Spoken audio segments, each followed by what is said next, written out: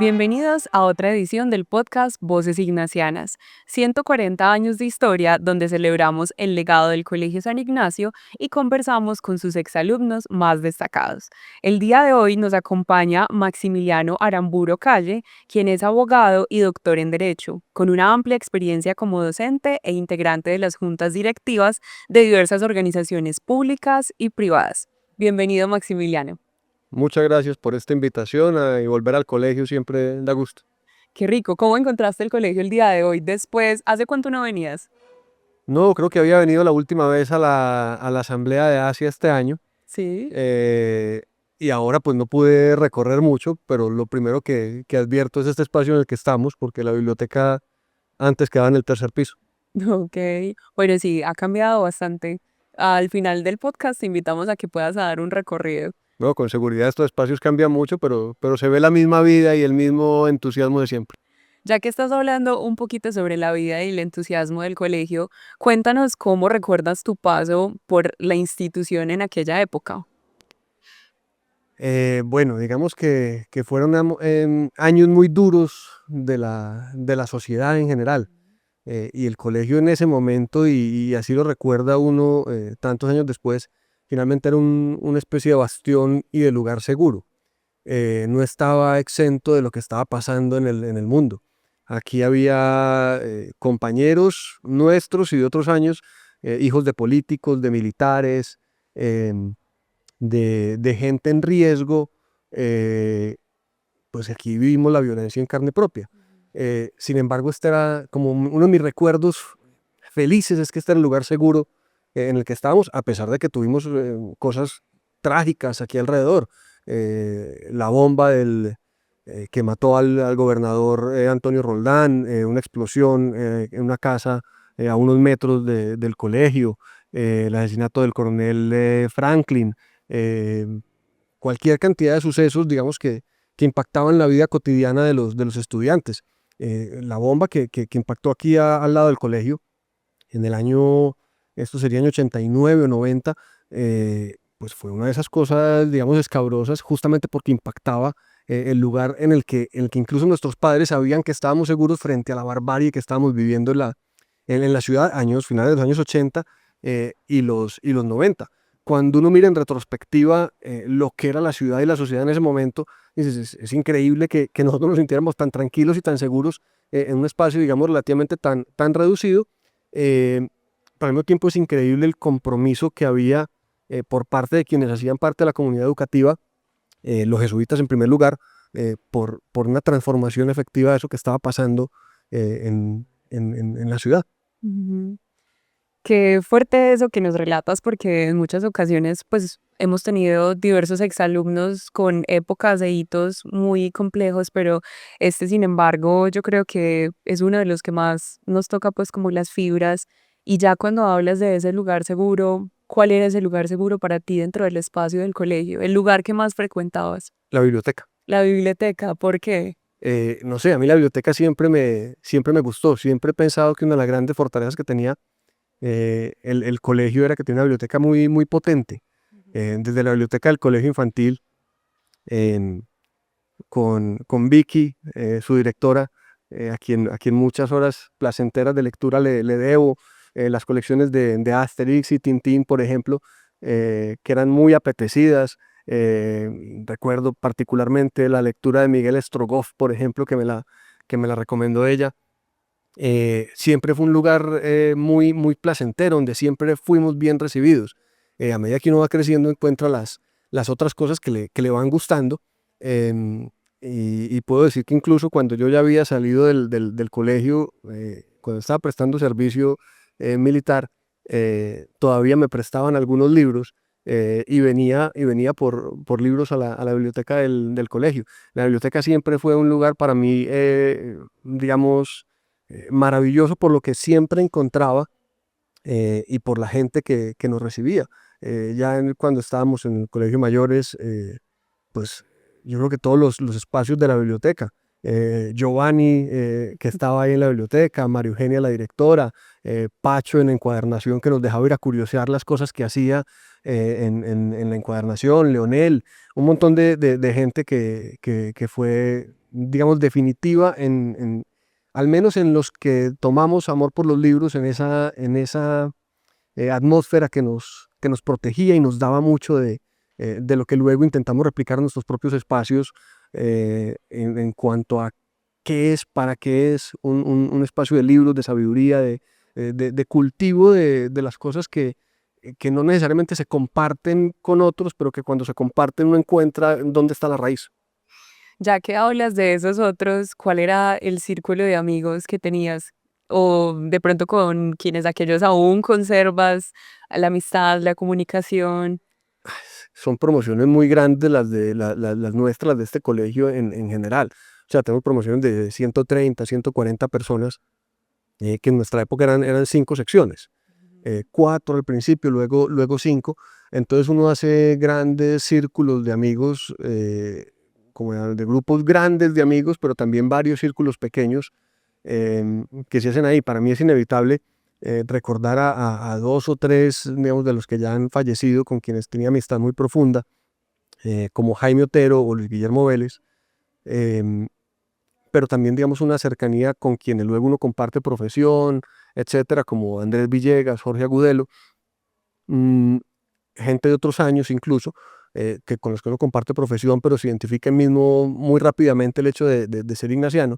Pero hay un grupo, digamos, reducido que se mantiene a lo largo del tiempo, y ahí están, pues, hay diseñadores industriales, hay de diferentes profesiones, ingenieros, etcétera, David Gaviria, Andrés Felipe Patiño, em, y por supuesto gente con la que uno en los grandes grupos pues termina manteniendo alguna relación, algún contacto, eh, que en posiciones muy destacadas de la sociedad, de los gremios, etcétera, eh, algún vínculo mantiene uno con ellos todavía.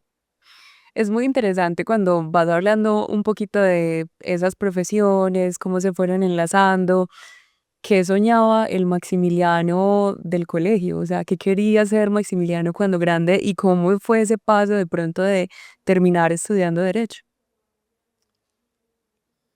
Yo siempre me incliné por las humanidades. Digamos que nunca manifesté un gusto, digamos, profesional o vocacional por las ciencias o las matemáticas. Em, de hecho, alguna vez con algunos profesores de matemáticas me encontré alguna vez en el metro muchos años después y me dijo, me quedaste debiendo matemáticas de octavo. Y posiblemente sí. Eh, digamos que yo siempre tuve especial gusto, por ejemplo, por español y por sociales, las materias de esos grupos de áreas del saber. Eh, pero creo que la decisión de estudiar derecho fue como en los últimos años, posiblemente hasta décimo, quizás empezando 11, yo estaba muy inclinado por estudiar filosofía o historia. Em, mm, guardo gratísimos recuerdos de mis profesores de filosofía, por ejemplo, del padre Jorge Castro, que luego se retiró de la compañía, de Francisco Acosta.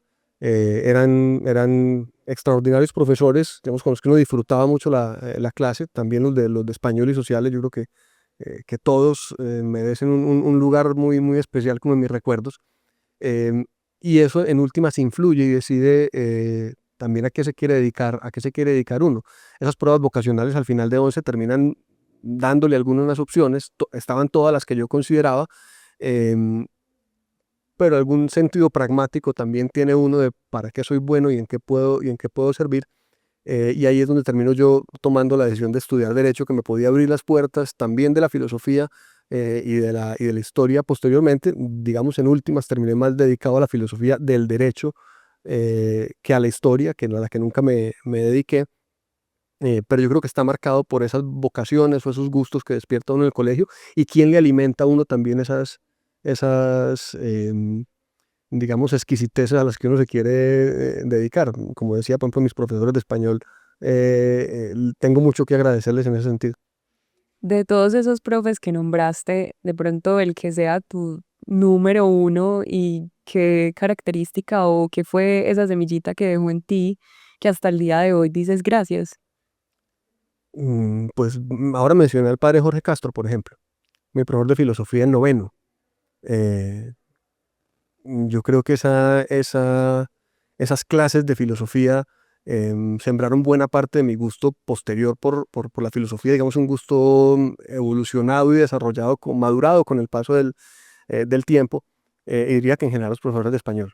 Podría mencionar, digamos, desde el tercero, cuarto de primaria, digamos que los identifique como profesores, pero Clara, Chela, Rafael, don Belisario García, Félix Gómez, un español extraordinario en décimo, Adriana Granda en once. Yo creo que con todos aprendí algo, de todos recuerdo algo hoy, Dorian en séptimo, por ejemplo, que sigue siendo para mí importante y que incluso, digamos, lo disfruto ahora con mis hijas, acordándome de los contenidos incluso de lo que en ese momento estudiábamos, pero sobre todo por lo que luego impactan en mi vida y mi desarrollo profesional, mi gusto por la palabra y por las letras. Hablaste muchísimo de los libros y de los espacios que compartías con tus amigos. ¿De pronto alguna actividad extracurricular que captara tu atención en esa época? Sí, varias. Yo no fui scout, yo no fui, digamos, de los grupos que eran como más representativos en ese comienzo del colegio, pero sí participé en muchos. Mi papá fue un aficionado al universo español, digamos, en general, quizás por el rastreo de sus ancestros vascos y toda la cosa. eh, y aunque eso no era muy vasco, sino más bien andaluz, yo de chiquito pertenecía en el colegio infantil a la tuna del colegio, que en ese momento, digamos, era muy importante porque además había padres que participaban activamente. El padre Julio Jiménez, quien luego fue rector, quizás el padre Mario Mejía en su momento también en la tuna. Entonces participé en la tuna chiquito, no desarrollé un gusto musical ni una habilidad musical propiamente dicha. em, pero eso luego, digamos, me hacía disfrutar de las actividades musicales como coros y conjuntos, etcétera, a través de las que me vinculaba indirectamente. Pertenecí en algún momento, participé en dos o tres ocasiones en campamentos misión, em, lo que aquí se llamaba la brigada de seguridad, etcétera. Había un montón de cosas en las que uno se involucraba, y en actividades deportivas. Jugué baloncesto con el equipo del colegio unos 2 o 3 años, hasta que ya, digamos, cuando desarrollé el gusto por el baloncesto ya era demasiado tarde, ya estaba muy al final, pues, del colegio. Pero son muchas las actividades, incluso un grupo de teatro que en alguna ocasión hubo en el colegio, participaba en todos los actos cívicos. Me gustaba actuar, me gustaba participar de alguna manera en las representaciones. Y hubo algún año, por allá sería año 93 o 94, que hubo un grupo de teatro que lideraba uno de los actores del Pequeño Teatro.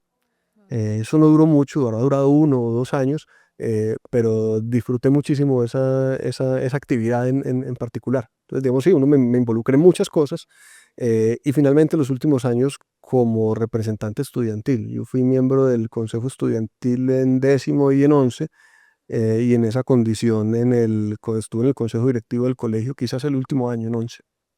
O sea que, digamos, más de la cuenta de pronto, Bastante versátil, diría yo. más de la cuenta me metí en algunas cosas. Y en medio de todas esas actividades que realizaste, ¿de pronto alguna anécdota que hasta el día de hoy para ti haya sido emotiva, significativa? Para mí era muy significativa una actividad que teníamos em, los sábados. Justamente uno de los líderes era el padre Jorge Castro. eh, Subíamos a barrios populares muy complicados, y nuestra tarea era básicamente llevar un poco de recreación a los niños. Nos encontramos aquí en el colegio, nos subíamos, caminábamos hasta la calle Colombia y tomábamos un bus. em, y era un momento, digamos, muy esperado por los niños. Nos concentrábamos en una escuela de fe y alegría, y un grupo de estudiantes de los colegios Belemita y San José de las Vegas, de mujeres, se encargaban de las niñas y los hombres nos encargábamos de los niños, y básicamente organizamos un torneo de fútbol. Eso era todo lo que hacíamos en un colegio de fe y alegría. Eh, Momentos muy duros. O sea, a veces nos llamaban media hora antes de salir y nos decían, no pueden subir. Hubo una balacera, mataron a fulano, mataron al hermanito de no sé quién. en más de una ocasión llegábamos y en el recorrido entre el lugar donde nos dejaba el bus y la escuelita encontrábamos el velorio de un niño que jugaba con nosotros, o del hermano, o del papá, etcétera. Eh, pero eso, digamos, era digamos, muy formativo desde el punto de vista de ser consciente en qué ciudad estábamos. Y sobre todo el privilegio que teníamos nosotros, que nos movíamos tan libremente a pasar de los peligros evidentes o del tipo de ciudad que teníamos, y había gente que no tenía otra alternativa que vivirla y padecerla. Entonces, más allá del impacto inmediato de lo que eso representaba, eh, pues era la conciencia formativa de dónde vivimos y qué privilegios tenemos quienes estudiábamos en el Colegio San Ignacio. Ahorita hablabas también acerca de la identidad del ignaciano. ¿Qué sientes para ti que es el factor diferenciador de un ignaciano? Yo creo que hay unas enseñanzas, diría invisibles, pero sería una exageración. Es decir, no obedecen a un credo o a un listado de cosas que uno se tenga que aprender, pero están ahí permanentemente en la formación eh, de los estudiantes y egresados del Colegio San Ignacio. Cosas como que sí se repiten, pero que no se las están diciendo a uno para que uno se las aprenda y las recite, sino como, por ejemplo, ser más para servir mejor, el magis ignaciano. Ese tipo de cosas son muy diferenciadoras, digamos, del del carácter social del ignaciano, de ese saber estar en el mundo, de saber para qué está ahí, em, o digamos cosas que son ya más de la entraña de los jesuitas, pero que las transmiten de alguna otra forma a sus estudiantes, a sus exalumnos, em, como el discernimiento. Digamos, es una de esas enseñanzas que están a lo largo de todas las convivencias, encuentros con Cristo, retiros espirituales, etcétera, que marcan de alguna forma esa forma de estar en el mundo de quien pasa por las aulas de de los jesuitas. Luego de este paso por el colegio, ¿cómo fue esa transición al mundo laboral, a enfrentarte quizás a la universidad, los retos? ¿Cómo fue cambiando un poco en ti ese espíritu, esa motivación? Eso se conserva. Digamos que hay cosas que no mutan, que evolucionan de alguna manera en función del espacio en el que uno está. Eh, pues digamos, yo estudié Derecho en la Universidad Pontificia Bolivariana, así que digamos geográficamente no había un cambio muy grande.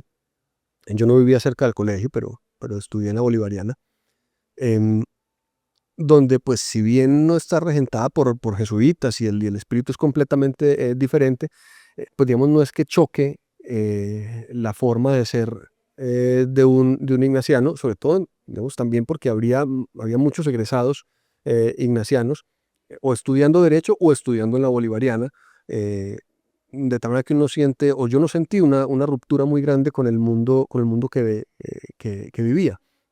Mm, lo que sí es un hecho es que es esa formación, digamos, humanista, más allá de que fueran mis propios gustos, mis propias elecciones que coincidieran con lo que yo estaba haciendo, la formación humanista de los egresados del colegio se iba a reflejar incluso en otras profesiones. Entonces yo no sentí una gran ruptura, encontré un mundo abierto al tipo de cosas que yo había cultivado, había desarrollado en el colegio, y encontré una profesión, digamos, que me permitía proyectarlo y desarrollarlo. Obviamente uno cuando está empezando la carrera, uno no tiene ni idea en qué va a terminar. Hay un montón de cosas que uno no sabe, que uno ignora, que uno no sabe por dónde evolucionan o en qué va a terminar uno.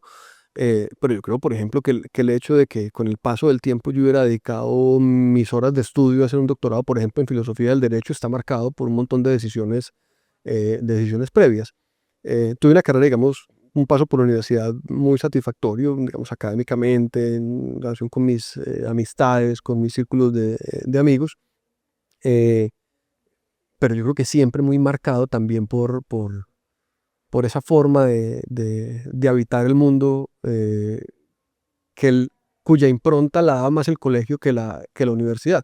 Sin querer decir con eso, digamos, que la universidad no aporta lo suyo. Pues, hay un saber técnico, hay un saber potenciado en el área de conocimiento que uno elige, eh, pero digamos que las bases y las raíces están ahí a tal punto que luego es más o menos identificable quienes las comparten. Alguna vez tuve una experiencia de relativamente pocos años con un personaje muy conocido, digamos, en el ámbito jurídico, y me dijo: Maximiliano, es que usted me recuerda mucho a mis compañeros jesuitas. Él era egresado de un colegio jesuita y era egresado de una universidad jesuita. eh, y yo digo, bueno, pues posiblemente será porque hay unos rasgos ahí, digamos, que uno trae de formación sin querer manifestarlos o sin decirlo. Y es muy frecuente que uno se encuentre con quienes tienen ese mismo tipo de rasgos y sean más o menos identificables en la vida profesional. Bueno, acá en tu perfil nos hablan de multiplicidad de cosas, docente, abogado, direcciones de diversas empresas de la ciudad y el país. Cuéntanos un poquito de ese recorrido y cómo se fue dando todo esto. Yo a mitad de la carrera, pues digamos, momentos económicos de esos difíciles que hay en las familias, pues yo quería trabajar. Eh, Me ofrecieron un puesto en una firma de abogados, una oficina de abogados, como lo que llamamos dependiente judicial o patinador, es decir, la persona que iba y miraba los juzgados, los expedientes, miraba las anotaciones de lo que iba pasando. Así que digamos que me hice un saber, un conocimiento en esa específica área a la que se dedicaba esa firma. Y cuando llegué a ver la materia en la universidad, un par de años después, ya en el último semestre, pues me corresponde ver la materia con un ex magistrado de la Corte Suprema de Justicia, Javier Tamayo Jaramillo, era mi profesor. Eh, Obviamente yo llevaba un poco de ventaja, porque venía trabajando en esa misma materia, había leído algunas cosas, eh, y él me invita a trabajar con él a su firma. Yo a Javier Tamayo, padre de exalumno ignaciano, le debo muchísimo en mi formación, en muchas cosas. em, y buena parte de lo que aprendí yo luego en la firma, haciendo posgrados con él además, y lo que aprendí ahí pues me lleva a otras lecturas, a otras cosas, al alimento de ese gusto por la filosofía del derecho. Y en el año 2006 me gané una beca de Colciencias para irme a hacer un doctorado. Dejo el trabajo en la firma en el año 2007, después de 5 años más o menos allí. Me voy a España a hacer un doctorado en filosofía del derecho en la Universidad de Alicante, con Manuel Atienza y Daniel González Lagier, que son mis directores, un par de personajes muy importantes en la disciplina, en filosofía del derecho. Hago una tesis sobre un autor italiano que se llama Michele Tarufo. Conozco a Tarufo, digamos, y me hago su amigo, su discípulo, digamos, indirecto. Me demoro muchos años en terminar la tesis, pero regreso a Colombia antes de terminarla. Y al regresar, pues digamos, parto mi tiempo entre aquello a lo que normalmente se dedica alguien que ha hecho un doctorado, que es la academia, y aquello a lo que se dedica habitualmente un abogado, que es el ejercicio de la profesión, el litigio. Y ese par de mundos, digamos, siempre los he tenido articulados, nunca he sido capaz de dejar ninguno del todo. Durante cerca de 15 años estuve trabajando en la Universidad de AFIT, hace 5 años en la Bolivariana, que es donde yo había estudiado. Y pues digamos que el ejercicio del derecho como abogado litigante en materia de derecho privado fundamentalmente, eh, pues marca mi ejercicio. Entonces pues marca lo que soy como abogado. Me invitan a alguna junta directiva, participo durante algún tiempo en este tipo de actividades como consultor, como abogado litigante, acompañamiento de personas naturales y jurídicas, algo de trabajo pro bono, pues, o de trabajo gratuito para quien no pudiera pagar un abogado, eh, con un pie siempre en la academia y en la educación jurídica de las nuevas generaciones, tanto a nivel de pregrado como de posgrado, y eso es a lo que me he dedicado, digamos, toda mi vida profesional, desde el momento prácticamente en que pisé la universidad por primera vez. Yo tenía como la idea, la venita de que me gustaría ser profesor.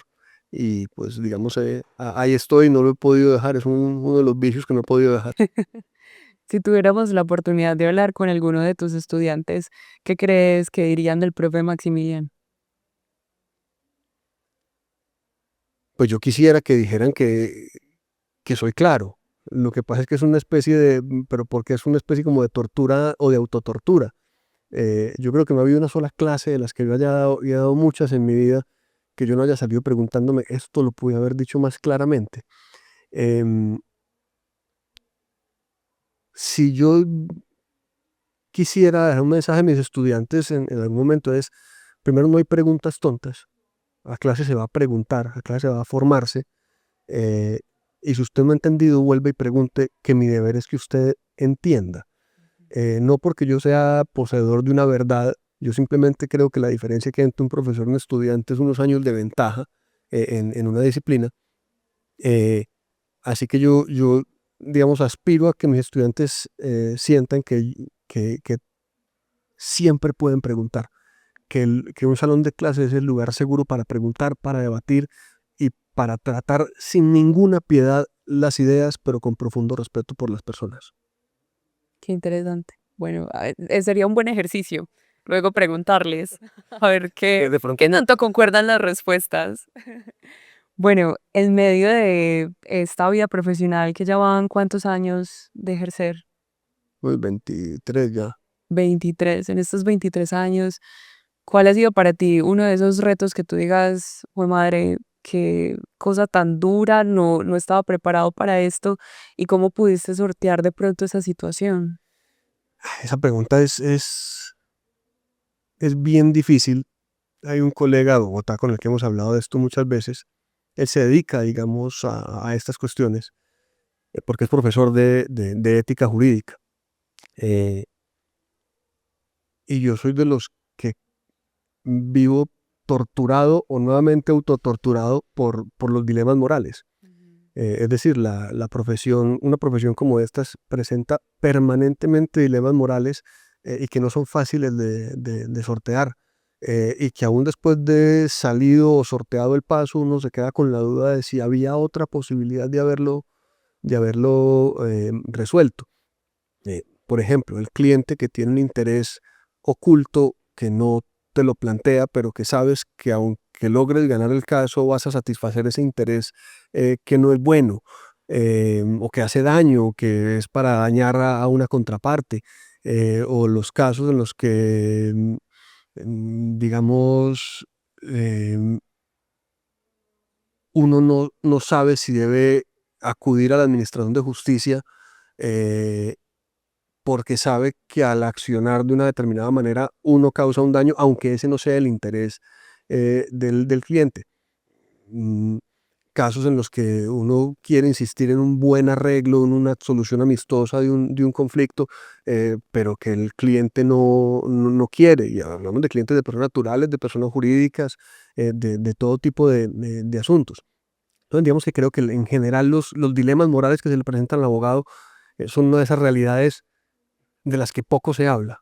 Es decir, los abogados nos acostumbramos a decir, pero esto es lícito, pero esto es legal, pero esto se puede hacer, porque no hay ninguna norma jurídica que me lo prohíba, no hay ninguna sanción asociada a esto, lo cual puede ser cierto, pero que comporta dilemas al punto de que uno lo que se debería preguntar es, si yo lo hago, soy capaz de dormir tranquilo, de mirar luego a mi contraparte a los ojos, de mirar luego a mis hijas a los ojos, de mirar a mis estudiantes tranquilamente.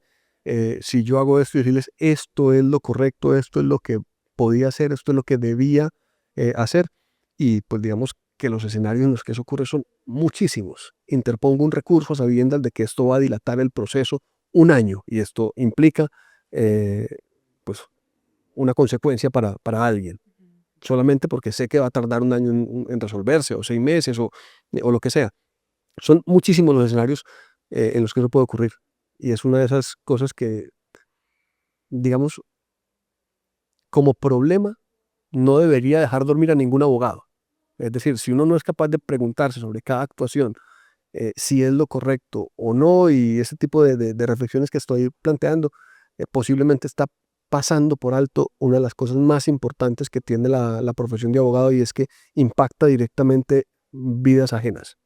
A diferencia de otras cosas, digamos, cada cosa que uno hace en esta profesión impacta directamente vidas ajenas. Cada sentencia es un drama humano, cada sentencia tiene un dolor de por medio, cada sentencia tiene un impacto positivo o negativo en las finanzas de una compañía, puede implicar un trabajo que se pierde o una oportunidad de negocio que se abre, etcétera. Y eso nunca deberíamos perderlo de vista quienes en nuestro trabajo tenemos que estar interactuando permanentemente con seres humanos.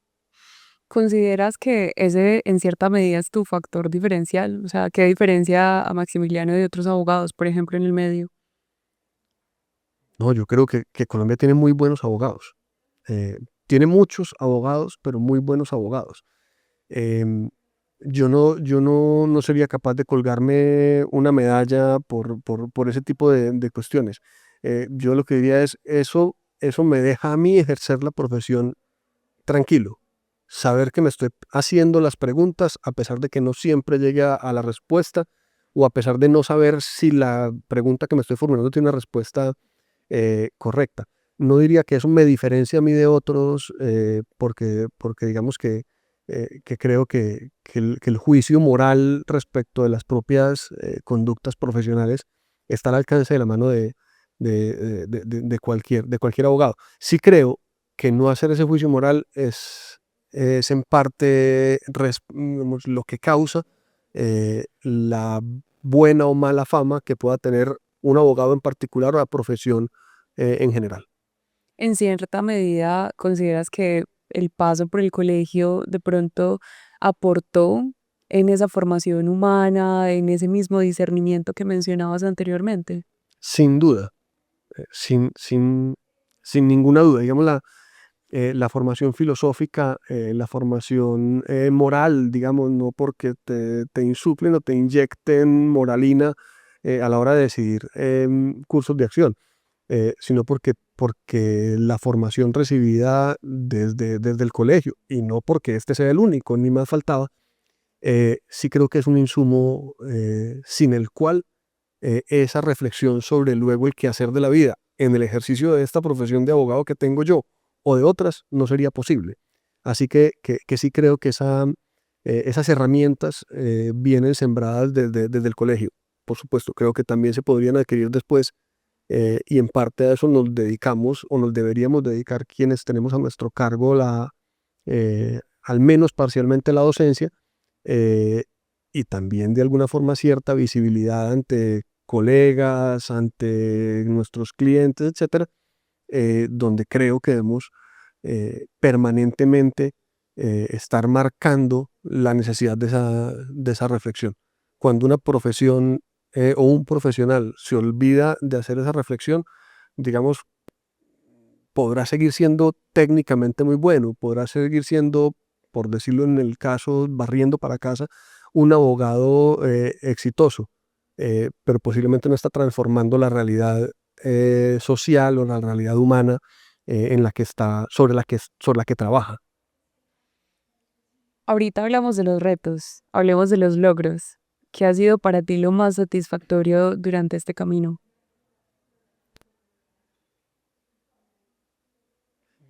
En materia de logros, digamos, el más importante siempre es el que está por llegar, y uno nunca sabe exactamente cuál va a ser.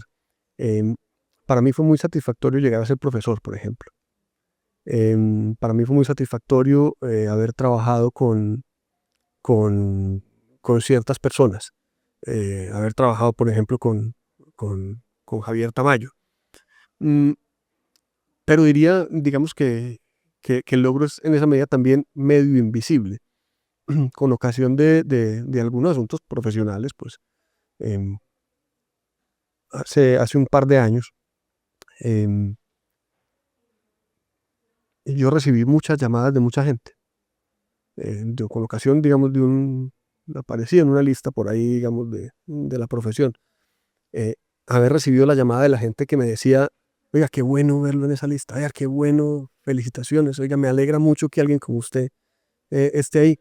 Eh, Eso no hay cómo pagarlo. Eso, digamos, eso no hay una forma en la que uno diga, me hubiera preparado para llegar a recibir esto, aunque eso no pase de una llamada.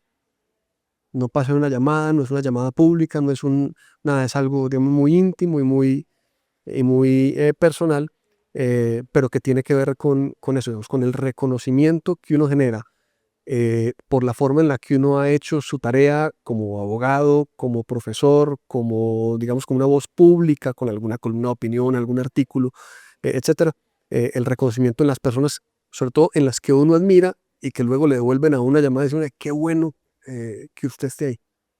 Eso yo creo que no obedecía a un gran logro, no obedecía nada para colgar en la pared, no obedecía nada para una medalla, eh, pero en mi opinión, o por lo menos para mi propio gusto, es mucho más satisfactorio. Qué bueno. Esta lista que mencionas, ¿cómo funciona o de dónde surge? Eh, pues digamos que es el Consejo Superior de la Judicatura me incluyó en una lista de candidatos a integrar la Corte Suprema de Justicia. Al final, quien resultó elegido fue otra persona, em, lleno de todos los merecimientos posibles, digamos, una lista en la que me enorgullecía mucho estar por quienes estaban allí. em, pero el solo hecho, digamos, de haber sido incluido en la lista por parte de esta entidad, pues, digamos, para mí fue un gran logro. Es decir, era estar en el lugar en el que cualquier estudiante de derecho diga, empezando la carrera, dice, qué maravilla poder llegar en un momento a eso. Y es una cosa, digamos, que yo creo que ni en mis mejores sueños me hubiera podido imaginar. Wow, felicitaciones. Estamos acá con grandes ignacianos siempre.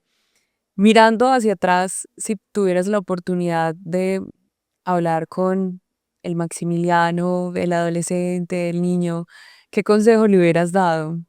¿Qué hubieras hecho diferente? Yo no es que sea determinista en el sentido de pensar que la vida ya está escrita y todo lo demás, pero posiblemente él no hubiera hecho nada diferente, en el sentido y que creo que la vida lo pone a uno en los caminos que tiene que recorrer y uno es el fruto de muchas cosas.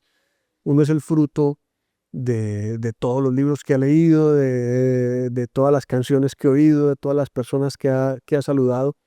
Eh, Así que en últimas, digamos, yo siento que yo soy o tengo lo que tengo, vivo lo que vivo, miro el mundo de la manera en que lo miro, como consecuencia de que todas esas cosas interactuaron en un momento preciso. Así que quizás lo único que yo le diría a ese adolescente en los pasillos de este colegio es, eh, siga pensando, siga haciendo lo que piensa que es correcto. Uno se puede equivocar. Es decir, pensar que estás haciendo lo correcto no significa acertar, significa actuar con honestidad en pensar qué es lo correcto. Y luego la cantidad de errores que se derivan de cosas que uno pensó que eran las correctas, pueden ser muchísimos, pueden ser incontables, y sin embargo también contribuyen a marcar la persona que es uno. Sin embargo, lo único que yo diría es, siga tomando como un único criterio de acción eh, lo que piense que es correcto, aunque luego eso que es correcto se le revele equivocado. Ujú. Este espacio también lo abrimos pues para las futuras generaciones, ¿cierto? Todos esos estudiantes que en este momento están cursando su vida, no solamente en el colegio, en universidades, ¿qué consejo tendrías para ellos?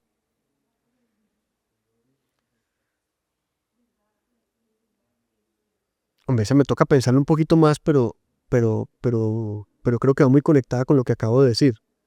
Eh, el presente hay que valorarlo.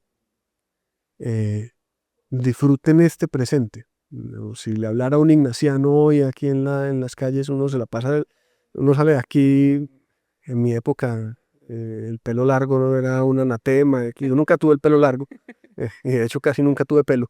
eh, pero, eh, pero uno se la pasa pensando en cuál momento que va a salir para hacer lo que aquí no podía hacer o alguna cosa. Al contrario, digamos, lo que le diría es, viva y valore ese presente porque usted no sabe en qué medida lo está determinando y modificando su estructura, moldeando su estructura para lo que usted va a hacer más adelante.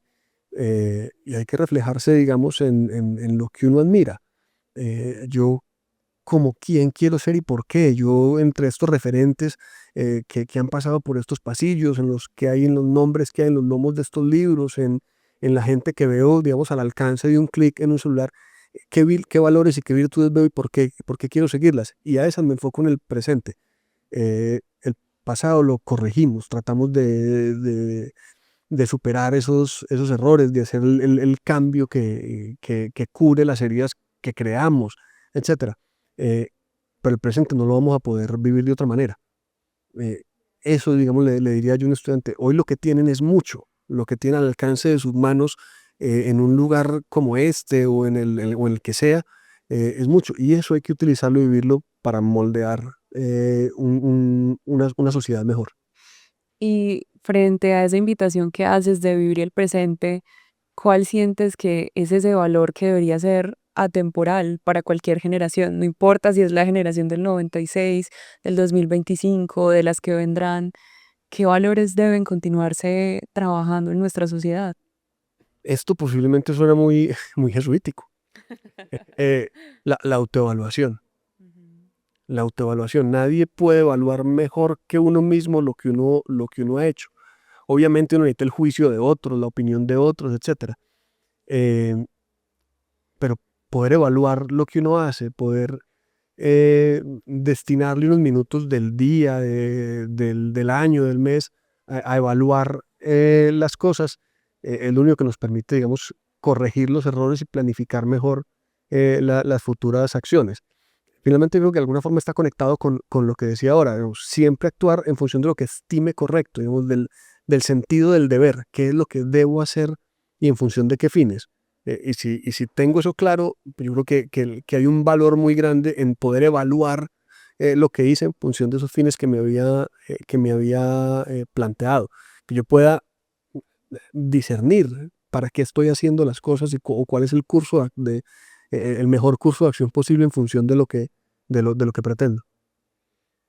¿En tu día a día lo haces? Pues te tomas el tiempo de hacer la pausa ignaciana o de pronto Siempre, algún hábito ignaciano que tú digas hasta el día de hoy lo no hago. siempre. Yo creo que la autoevaluación, ahorita te ponía el ejemplo de las clases. Yo salgo de una clase rumiando lo que dije, lo que no dije, el chiste flojo que eché, la grosería que se me salió, los ejemplos que puse, el ejemplo que puedo poner mejor la clase siguiente. Ese, por ejemplo, digamos, después de clase para mí es un infaltable. Em, Al final de cada año, de cada semestre académico, al final de cada proceso que llevo, termino un proceso, no solamente veo el resultado, sino qué salió bien, qué no salió bien. Después de cada audiencia, una especie de resumen, qué tuvimos de bueno, qué tuvimos de malo, qué hizo bien la contraparte, qué puedo aprender de lo que me dijo una contraparte, un juez, un estudiante, etcétera. Yo creo que es un ejercicio, obviamente, digamos, creo que podría institucionalizarlo o formalizarlo de alguna manera, pero perdería también parte del encanto. Es decir, yo podría decir, voy a hacer una aplicación, o un formato, etcétera. Eso, digamos, eso sí nunca lo he hecho, pero el preguntarme y obtener conclusiones, yo creo que es la única forma digamos, de corregir el rumbo eh, posible. No significa que siempre atine. Posiblemente tengo una autoevaluación en la que yo me veo divinamente y los demás me ven como un desastre. Es decir, que alguien juzgue que me he equivocado cuando yo pienso que lo hice bien. Y no significa también que inmediatamente yo sea capaz de aceptar el juicio del otro, pero eso me da retroalimentación. Y eso finalmente, digamos, creo que también me lo formó la academia de revisión por pares, la academia de revisión por otros, es someter unas ideas a un jurado, a un lector de una revista, etcétera. Y eso, pues digamos que necesariamente hace parte del día a día. El día que uno renuncia a evaluarse y ser evaluado con arreglo a algún criterio que uno considere que representa un valor en la vida de uno o en la sociedad, viene una especie de estancamiento. Al día de hoy, ¿cuál sientes que ha sido el impacto que tiene el Colegio San Ignacio para la ciudad? Y no solo para la ciudad, para el país. Hay, hay, hay algunas instituciones en esta ciudad digamos, centenarias o más que centenarias. La Universidad de Antioquia, el Colegio San Ignacio, la Cámara de Comercio de Medellín, la Sociedad de Mejoras Públicas, eh, pronto el Colegio de Abogados de Medellín, que cumple 100 años el año entrante. Cuando las instituciones se aproximan, digamos, a una especie de senectud venerable como estas, digamos, y que equiparáramos con la edad humana, yo creo que adquieren una especie de pozo y de relevancia moral, una especie de reserva. Posiblemente estoy abusando mucho de la palabra moral en esta conversación, pero de juicio y de sindéresis, las cosas que perduran en el tiempo, algo de valioso tienen para que no se derruyan con el paso del tiempo, para que no se oxiden.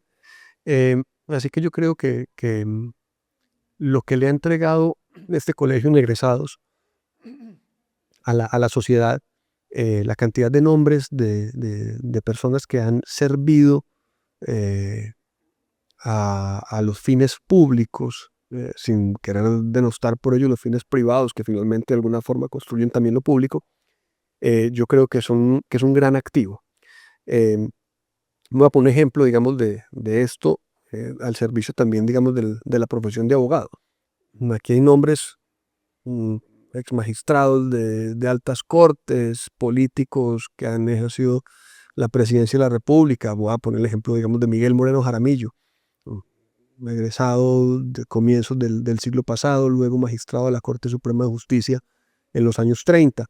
Em, unas generaciones posteriores de su hijo, sus nietos, al servicio también de los valores más, digamos, más respetados de la profesión: seriedad, rigor, estudio, desapasionamiento, pero pasión en el ejercicio de la profesión.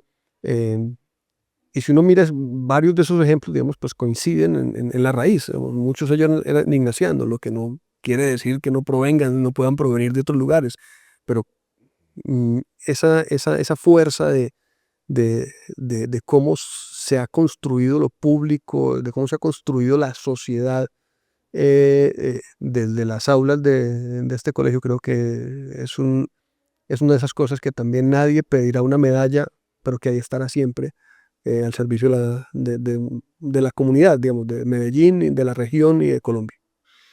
Qué bonito. Bueno, ahora vamos a una sección de preguntas que no debes pensar mucho. Lo Ahí primero que se te venga a la cabeza en una palabra o en una frase muy corta. ¿Traje o jean? traje, ¿Docente o abogado? abogado, ¿España o Colombia? Colombia, ¿Derecho penal o derecho mercantil comercial? derecho mercantil, ¿Tu mejor experiencia en la academia? los estudiantes que lo superan a uno.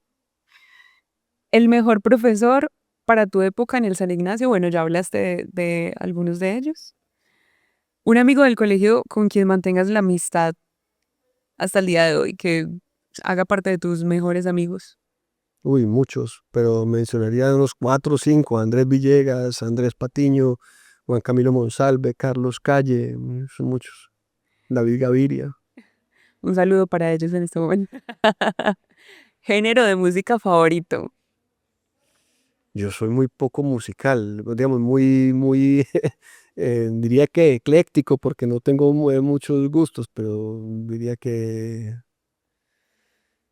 yo no sé, pongamos vallenato, por decir una cosa Vallenato. que siempre se oye. Ok. Título de algún libro que te haya cautivado hasta el día de hoy. Los hermanos Karamazov. ¿Por qué? Es la vida misma con todas sus pasiones y revoltijos humanos en un solo libro.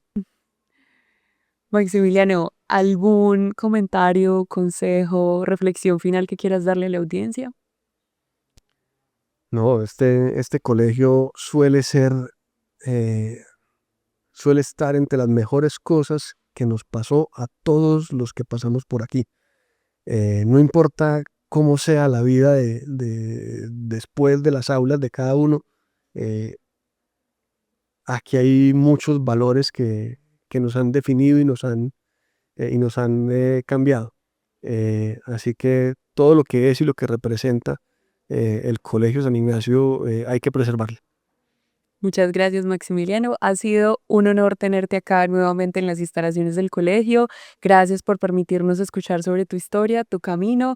Y a ustedes, muchas gracias por conectarse con otro episodio de este podcast de Historias Ignacianas. Los esperamos en una próxima edición para seguir escuchando historias y voces muy inspiradoras. Hasta la próxima.